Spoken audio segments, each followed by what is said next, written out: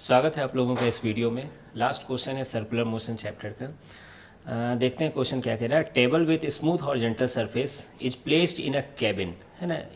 एक टेबल है जिसकी सरफेस एकदम स्मूथ है, वो एक कैबिन में रखी हुई है और कैबिन मूव कर रहा है एक circle of large radius R. Large radius R कहने का तात्पर्य यह है कि ये जो स्ट्रिंग की लेंथ है आपको उसे नेग्लेक्ट करना है यहाँ पर, है ना। आगे चलकर आप उसे नेग्लेक्ट करोगे रेडियस के सामने, ठीक है। और ये कैबिन मूव कर रही है। देखिए एरो तो बना के दे दिया गया, लेकिन अजीब बात है कि कितने स्पीड के साथ मूव कर रहा है ये दिया नहीं गया इस क्वेश्चन में, है ना। और आंसर में आप देखोगे ओमेगा के टर्म्स में आंसर है, तो मैं ओमेगा यहाँ पे मान ले रहा हूँ, ठीक है। मतलब इस सेंटर के अबाउट ये ओमेगा से घूम रहा है। क्लियर है ये चीज़। Two masses m and 2m placed on the table are connected through a string. एक स्ट्रिंग से कनेक्टेड है दो मास m1 और m2। m1 को मैं m मानूंगा और m2 को मैं 2m मान रहा हूँ। क्लियर है ये चीज़। फिर क्या कह रहे हैं, initially the masses are held by a person with the strings along the outward radius and then the system is release from the rest. शुरू में कोई आदमी उसे पकड़ा हुआ है m1 और m2 को, फिर उसे रिलीज करने वाला है, तो रेस्ट पे नजर आएगी शुरू में, है ना, इनिशियली कैबिन के रिस्पेक्ट में, ठीक है। Find the magnitude of initial acceleration as seen from the cabin and the tension in the string. तो ये सब पूछा गया है। तो मैं रोटेटिंग फ्रेम में बैठ जाता हूँ जो खुद ओमेगा से घूम रहा है, ठीक। तो कैबिन मुझे क्या लगेगी, हमेशा रेस्ट पे नज़र आती हुई लगेगी, है ना। मैं सेंटर पे रोटेटिंग फ्रेम पे बैठ जाऊंगा, तो मुझे क्या लगाना होगा, एक सेंट्रीफ्यूगल फोर्स लगाना होगा, जो कि अब चूंकि ये भी तो एक सेंटर के अलोंग ऐसे घूम रही है ये सारी चीज़ें। क्लियर ये चीज़। तो मुझे सेंट्रीफ्यूगल फोर्स लगाना होगा जो किधर लगेगी, बाहर के डायरेक्शन में लगेगी। तो m1 पे कितना होगा, m ओमेगा स्क्वायर आर। देखिए आप तो बोलते सर r प्लस समथिंग होना चाहिए, लेकिन वो समथिंग नेग्लेक्ट किया गया है, वेरी लार्ज रेडियस है यहाँ पर। ठीक उसी तरीके से इस 2m पे भी मैं एक फोर्स लगा दूंगा, centrifugal force m omega square R. तो यहाँ तक तो क्लियर है। एक टेंशन इस डायरेक्शन में लगेगा और यहाँ पर भी टेंशन इस डायरेक्शन में लगेगा, ठीक। अब देखिए इस m2 की टेंडेंसी होगी इस तरफ जाने की और इसकी टेंडेंसी होगी इस तरफ आने की। क्यों, ये वाली फोर्स ज़्यादा है तो एक्सीलरेशन इधर होगा। समझ रहे हो ये चीज़।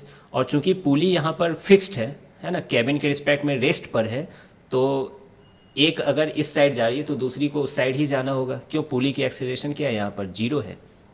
तो आई होप कि आपको कांस्टेंट रिलेशन भी समझ में आ रहा होगा। अरे ये तो बेसिक है, याद है दो ब्लॉक, एक m2 और m1 लटका हुआ रहता था, m2 नीचे जाता था, m1 ऊपर जाता था, वैसा ही सिनेरियो है यहाँ पर, ठीक। अब आप क्या लिखोगे, net force equal to mass into acceleration.